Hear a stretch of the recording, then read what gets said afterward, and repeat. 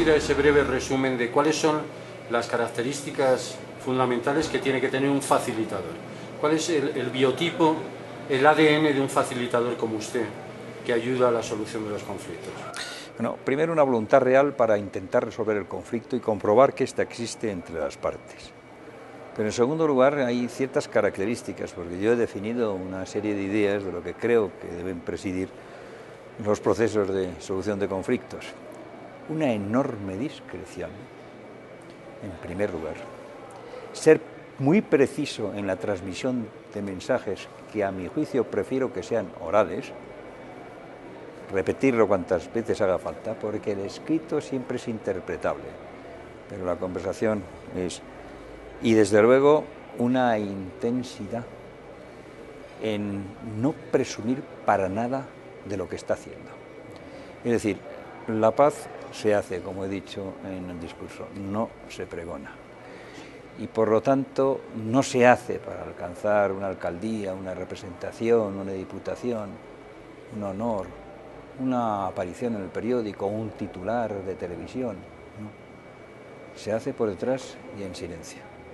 Y son las partes los que deben comunicar siempre las buenas noticias. El facilitador facilita, no media siquiera, porque al final las partes son tan importantes, el efecto mediador a veces produce un efecto negativo, porque siempre parece que uno es juez y parte. No, son ellos los que van a acordar en un momento determinado, cuando comprendan la necesidad del acuerdo, lo que el facilitador les puede comprender.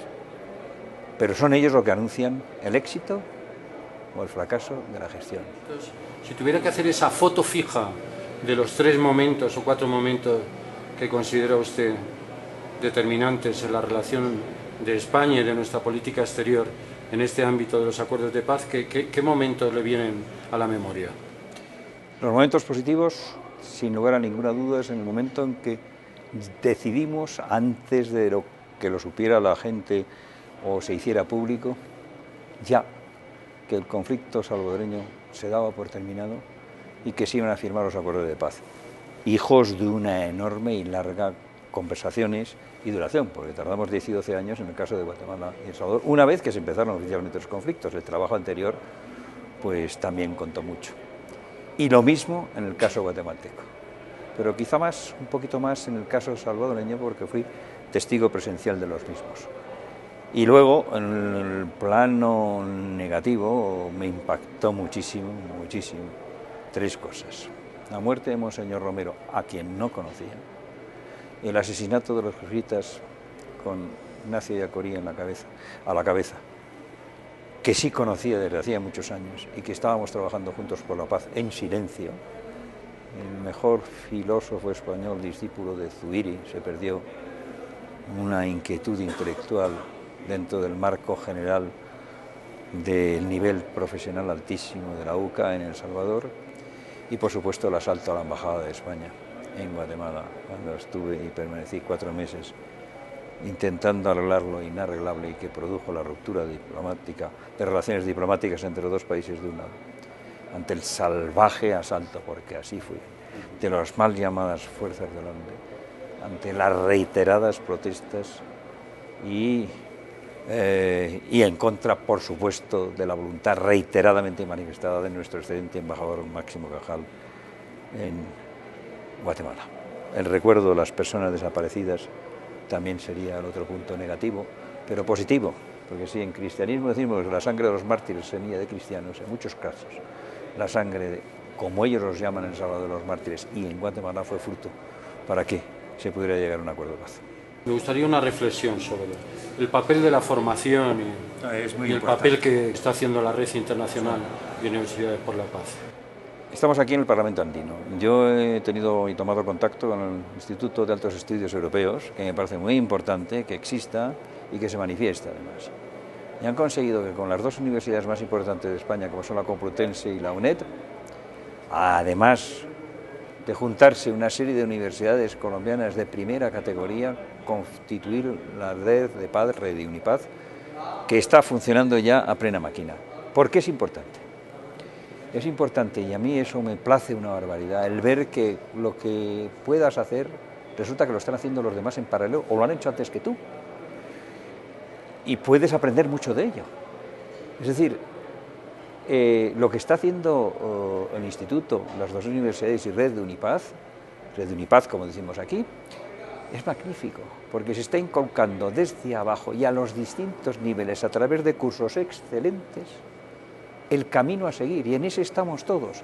Pero si no se enseña desde abajo, si no se dice por y para qué, se corre el riesgo de enfocar las cosas no adecuadamente. La labor educativa en el proceso de paz y en la paz en sí misma, educar a la gente a querer la paz, que no es tan difícil. Pues sí, es difícil. Eso lo hace excelentemente Red de Unipaz, y por eso tiene todo mi aprecio y comprensión. En primer lugar, creo que se sigue consolidando la red y se sigue asumiendo la potencialidad de ese liderazgo articulado entre la Comunidad Europea, por ejemplo, y nosotros, Colombia particularmente, en búsqueda de la integración no solamente latinoamericana, iberoamericana, sino de todas las fuerzas en una sociedad global para resolver los problemas particularmente relacionados, en este caso que celebramos el día de hoy, con la construcción de la paz en el mundo.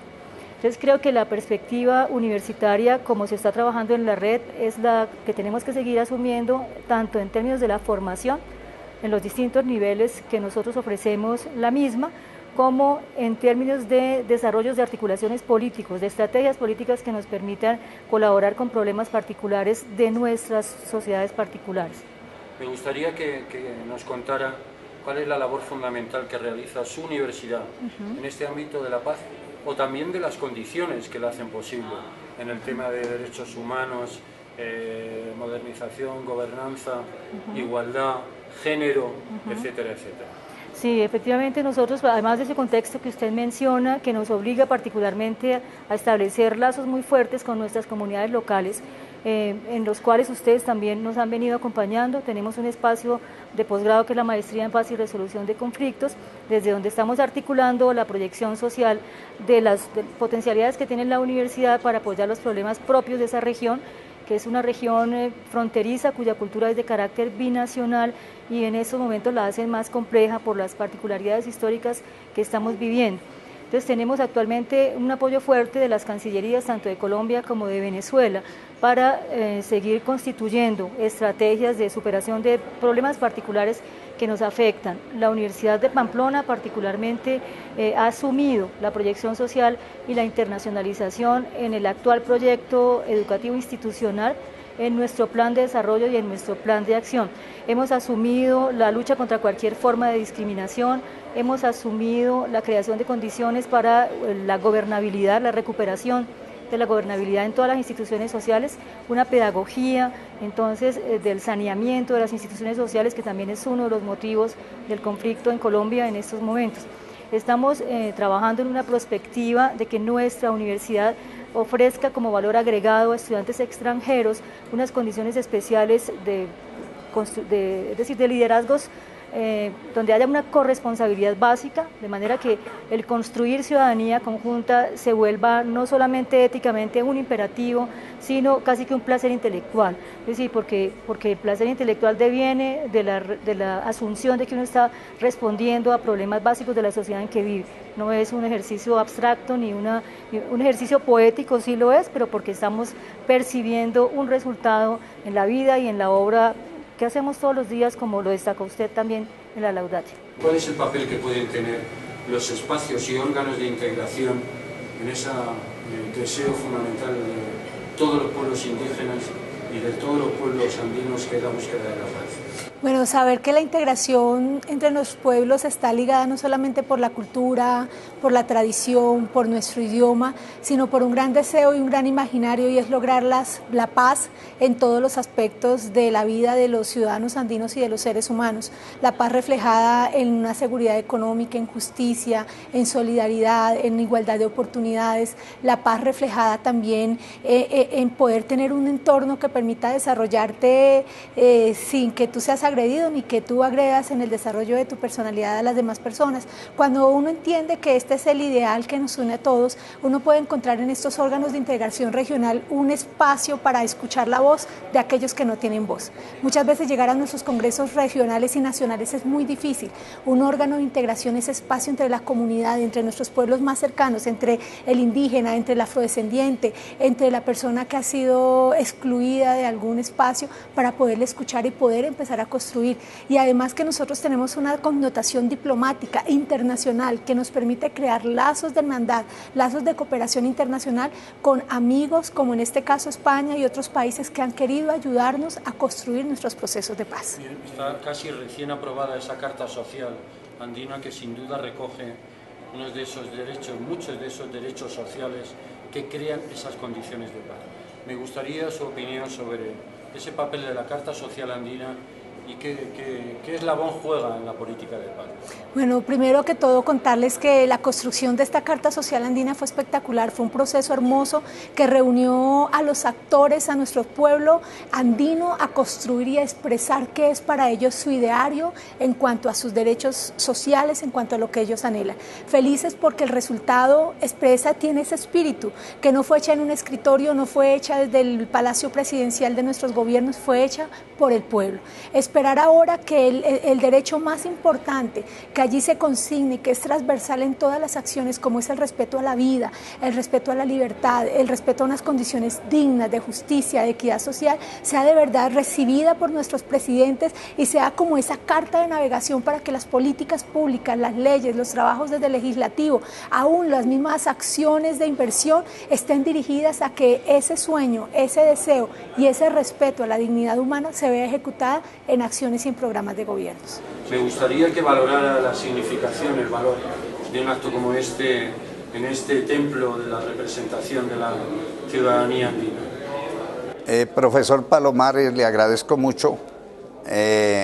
Fue un acontecimiento académico, más que la merecidísima condecoración, fue escuchar a su señoría en primer término y a otros rectores universitarios difundir la idea de que el conocimiento, de que la educación son caminos para construir la paz.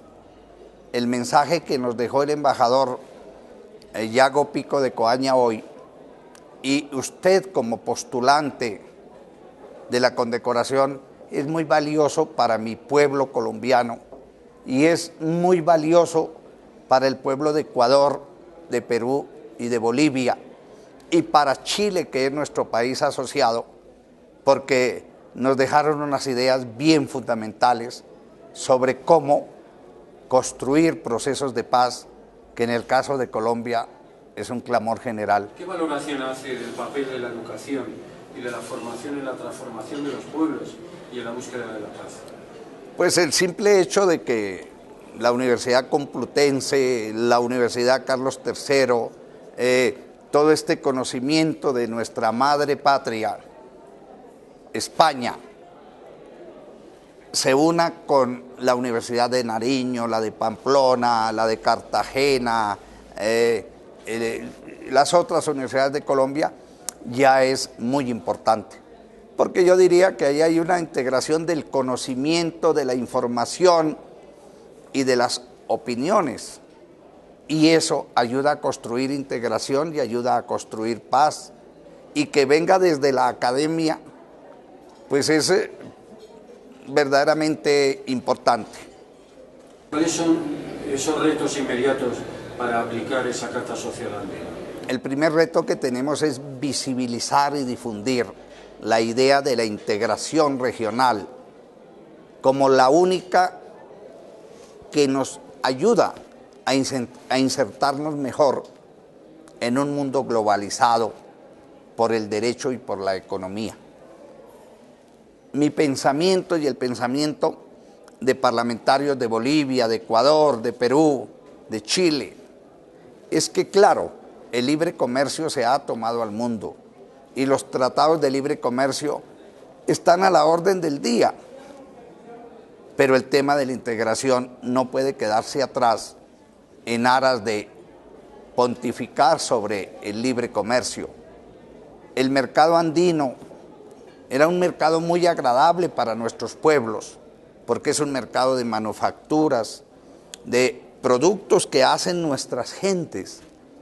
El modelo exportador de materias primas que mira al Asia, que mira a Europa, no es un proyecto que nos deje empleo, que nos deje desarrollo humano. Nos deja muchos daños en el medio ambiente, nos deja mucha pobreza, nos deja mucha desigualdad. Entonces, primero, visibilizar un proyecto social de integración en el que se integren no los gobiernos ni los presidentes, sino los pueblos, y en el que los derechos humanos de todos los andinos sean los mismos, con carácter de universalidad, de justiciabilidad y sobre todo de acceso a los servicios que ayudan a satisfacer esos derechos. Espero que esta red de universidades por la paz nos siga acompañando, y del Parlamento andino tiene usted un socio